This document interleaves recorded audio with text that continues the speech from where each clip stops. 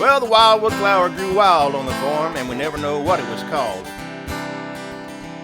Some said it was a flower, and some said it was a weed. I didn't give it much thought.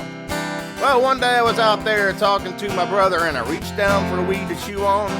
Well, things got fuzzy and things got blurry, and everything was gone. I don't know what happened, but it sure beat the heck out of sniffing burlap. Well, I come to, my brother was there, and he said, "Boy, what is wrong with your eyes?" I said, "I don't know, I was chewing on a weed." He said, "Hey, let me give it a try." We spent the rest of that day and the most of that night trying to find my brother Bill. Caught up with him about 6 o'clock the next morning, naked, singing on the windmill. He said, "I flew up there." I had to fly up there and get him down. He's about half crazy.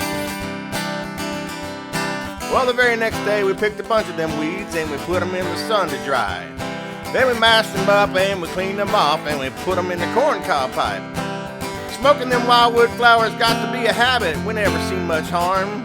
We thought it was kind of handy. Take a trip and never leave the farm.